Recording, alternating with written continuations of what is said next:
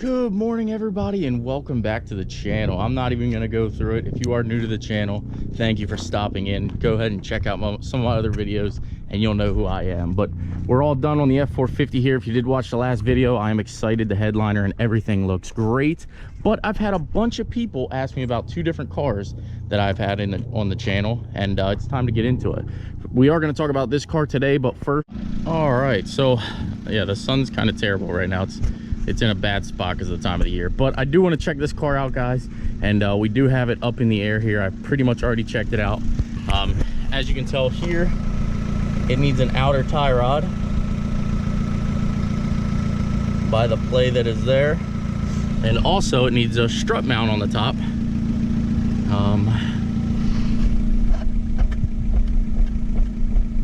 The strut mount is bad on it, so we're gonna go ahead and get that addressed as well. And on this side over here, it would appear, I don't know if you guys seen that video of when they loaded it, but you can see here the control arm is a U. So when they loaded it, he must have stuck the fork in there and bent that. It is what it is. There's nothing I can do about it but replace it. So we're gonna go ahead and get that resolved, and I believe it needs a flex pipe. So we're also going to do that, but the flex plate I'm not really worried about right at this moment. I want to get it drivable, so we're going to do the control arm, definitely the outer tie rod on this side, and that strut mount. So we got to do the safety things first, and then we'll worry about doing the exhaust and everything like that. So let's get the stuff ordered, and hopefully they'll be here before I leave for my trip. So basically, this was a customer's truck. He had brought it to me, and it didn't run very well. You know, barely ran, barely started, anything like that. He told me he had it at a shop and it needed 2 injectors, cylinder, I believe it was 3 and 4. So basically he had bought the injectors, brought them over, and you know, I told him, okay, I'll get them thrown in for him. So as we did that, I did notice there was a little bit more of an issue with it than just those. Now I did find that there was another injector down, and it was actually cylinder 7. So this actually has pretty much a whole set of brand new injectors in it. So let me get a cold start for you guys. It should fire right up now and run phenomenal. Anybody who knows me knows I love a 6.0 cold start.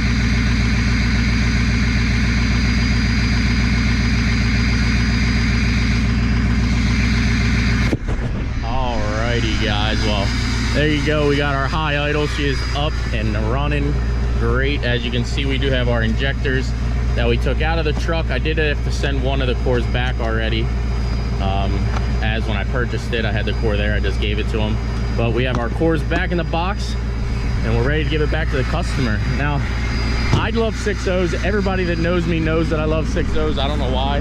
They're just, you know, they're just a truck that I like. I enjoy them. I've had Cummins, I've had a 12 valve, I've had a 24 valve, and for some reason, just the power and the torque that you get out of a 6.0. Go ahead and shut down our little high idle there, but just for some reason, I like 6.0s. I've always liked them. You know, when I had them, the power was there, the torque was there, and you know, they sound absolutely amazing when they're deleted and tuned. So there you have it. Well, guys, there you have it. The 6-liter isn't dead. I mean, it still runs and drives, but we got whacked pretty good there by a PennDOT truck. And it wasn't your fault this time. And not in a ditch. And it wasn't my fault, and I didn't end up in a ditch, so I guess that's something. But well, it kind of looks like the vent. Angled. I'm missing this whole section. It's just no, oh no, it's, it's tucked up nicely up there. Oh, look at this. Yeah. Weight reduction. Unbelievable. My brand new exhaust is bent. That's what happens when you send it PennDOT style. Brand new exhaust. Oh. So there you have it, guys. There's the update on the 6.0 liter that has been here. We got 3 injectors on it, and he's gonna pick that up later on this week. Now, I'm excited because it frees up a lot of space. This is a big truck. Crew cab long bed, it definitely takes up some space. But there you have it, 6.0 update. Can't wait for it to get out of my driveway. All right, guys, so I know you also want to know, a bunch of people have asked, what's up with the blue car that you guys picked up? Now, a bunch of people don't know what this car was. It is a Chevy Aveo. It's sort of just like a puddle jumper that I was, I am planning on using to replace miles, good on fuel, things like that. I can run my errands. Like when I did everything for the truck, I ended up taking the F450, and we do know that does not get very good fuel mileage. So basically, I went on the auction block, and this was when I was buying and selling cars, and I found this little feller, and I wanted it. So when I got the car, it had a no start issue. So it was listed on there, needs a starter or bad starter, not written on the window or anything like that. So I ended up coming back home and checking it out and diagnosing that it was not actually a starter. It was a PCM problem. As you can see, we dropped it off at the dealer and brought it back. While the dealer had called me and said, hey, we found your issue, it needs the PCM. Basically, long story short, it's gonna take 3 days for the PCM to come in. We'll have it ready to rock for you. So I was like, all right, perfect, get it done. Called me back and said, hey, the PCM is in, but it's unable to be programmed because the keys you had are incorrect. So I said, okay, well, what do I gotta do? He said, you gotta buy 1 key. Okay, that's fine. Cut the key, let's get it done. How much is a key? $80. Holy smokes, okay, it needs done. I'm already invested at this point, let's get it done.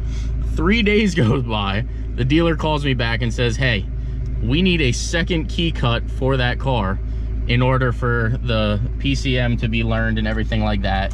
And at this point, I thought that they were just jerking me around. I felt like they had no idea what was actually right or wrong with my car. After I checked it out, I knew it needed PCM or had some kind of signal fault to the ignition.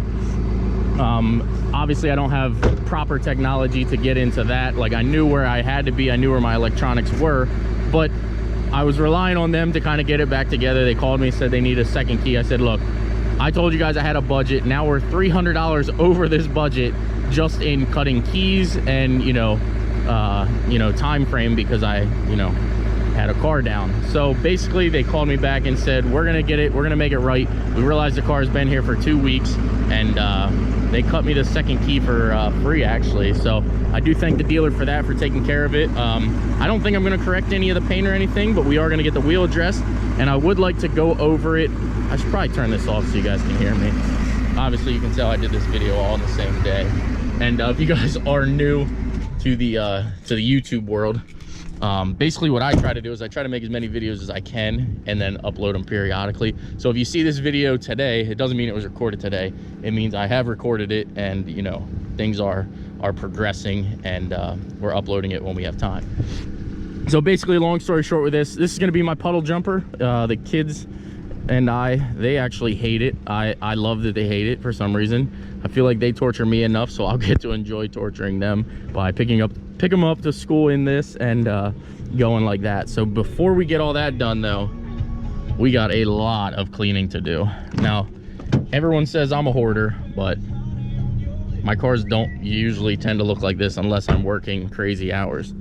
So we are gonna get this addressed, get it all cleaned up here, and I hope you guys enjoy it. But you guys probably won't see much about this car. This car is just going to be, a puddle jumper for me.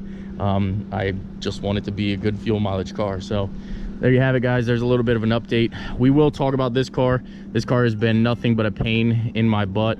But hopefully that will get addressed by the time I get home from where I'm going, and everything will be looking up on that car. So I'm excited, guys. There's your driveway update so far. And obviously we still have the the F450. We still have the Grand Am over here, which needs a transmission. The Beetle, which I don't know why I don't sell that. I probably should. We have the 05 up here still. Ford Fusion, that Cavalier, I have a guy making payments on.